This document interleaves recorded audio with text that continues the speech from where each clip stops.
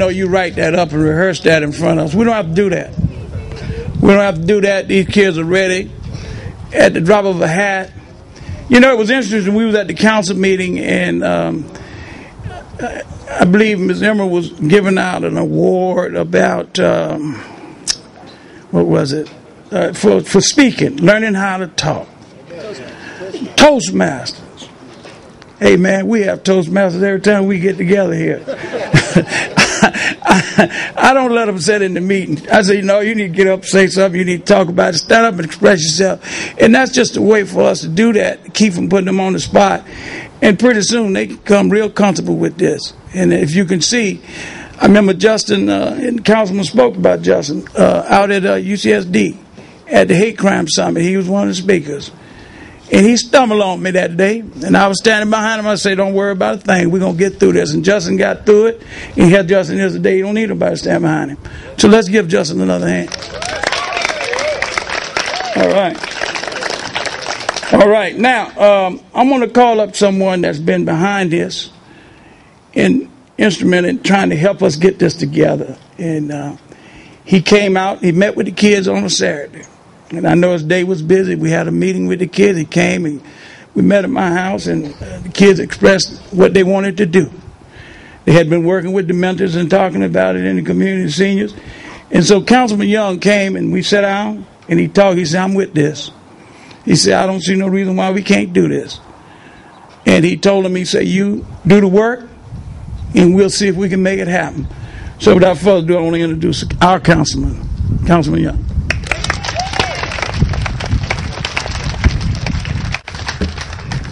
Good morning, everybody. It's a pleasure to be here today, and before I say anything else, I want to say how proud I am that two of my council colleagues are here today, Council Member Marty Emerald and Council Member Kevin Faulkner. That's very important because it really shows that this is not just a Broadway Heights issue. This is something that is an issue for the entire city of San Diego. And I think that's indicative of really where my council colleagues, the city council is. That's where we are. That's the type of people that I work with, and I'm very proud to say that Kevin and Marty are my friends, and they support. I can't think of one time they have not supported something that was important to me in my district. So I want to say thank you to both of you all. I appreciate it. And of course, my political granddaddy, Ron Roberts. You know, he always puts me on his knees sometimes and tells me where to go. Hey, I had to say it, Ron. That's how it is. He's been working with me. He's been getting me straight and dealing with the important policies that are important to not only the city but the entire region. And you can't beat experience, and you can't beat knowledge. And the knowledge that Ron has given me and how to conduct myself as a council member and to think regionally and to present ideas that are important that can get consensus is something that I just really do appreciate, Ron. Thank you for that. First of all, you all know how much I love Broadway Heights, right? You understand that. I do love you all. I truly believe that this is the best community group in the entire city. And I figure if it's the best in the entire city, you can clap for that. And you know that's not a gratuitous statement. It's something that I truly believe, and I figure if it's one of the best, if it is the best in the city of San Diego, it has to be one of the best in the state. And if it's the best in the state, we might as well keep going, right? So really, this is an incredible place. It's an incredible community, and the fact that you all work together so closely, and more importantly, work with these young kids, really says a lot about the character of this community. It really does. When I get out at the council, when there's a tough decision to be made, a lot of times I sit down and sometimes I often pray, but I also think to myself, okay, well, what do the folks at Broadway Heights think? And that you guys have allowed me to have that moral compass to make the right decisions because you're such a great example of my district. So I want to say thank you to that. Now, I've been very emotional this last week, and been a lot of things that have happened this week that have made me emotional, and also very insightful and thoughtful, I should say, about certain things. And I guess the thing that I would say about this is that, I asked myself many, many times over the course of the last month, what would Dr. Martin Luther King say about this day? What would he say about this process? And, I really don't know exactly what he would say. I didn't know Dr. King. I've read about him, and I've learned about him. I studied him. And you also have to keep in mind that this is a man who has a number of... This man has currency named with his face on it in countries around the world. He has major intersections throughout all the major cities in the entire country named after him. He has libraries, he has awards, he has all types, Nobel Peace Prize. So the question would be, what would he think about this small street in the middle of District 4 in the southwestern corner of the United States? How would he feel about it? And I just think that for some reason, I just believe that this would be as important to him as any of those accolades that he's received. I really believe that. Because really this was about young people who had a dream for their community, the young people who worked together and got a process done and got support from an entire city council who loved their community and really wanted something to commemorate an idea or ideas that Dr. King had and extolled throughout his life that they truly knew about. So I think that he would be incredibly touched by today. I really do. And the fact that this is just the beginning of this street. Yeah, today we're gonna rename the street. We officially did it at City Council. But I truly believe that this should be a place of peace, a place of solace for the community, one that all of us can go to at times, that for us to really contemplate and reflect on the things that were important not only to Dr. King, but also to this community and to this city.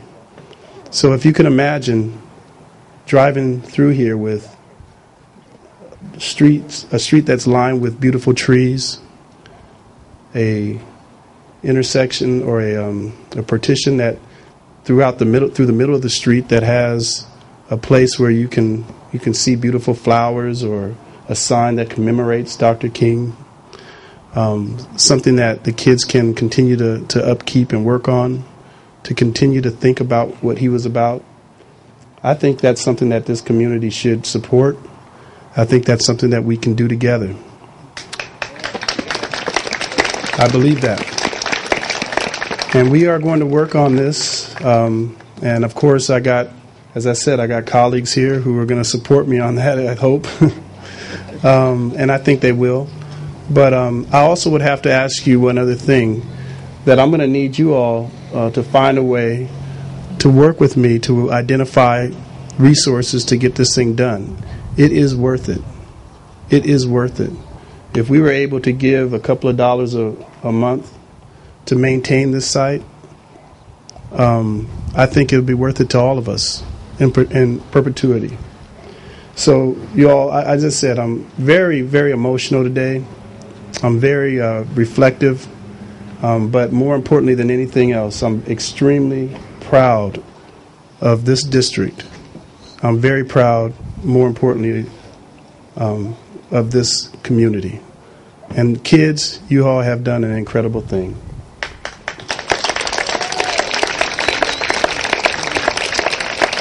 God bless all of you. So I'm gonna ask for two people to come up at the same time. My colleagues, Council Member Marty Emerald and Council Member President Pro Tem Kevin Faulkner. Good morning.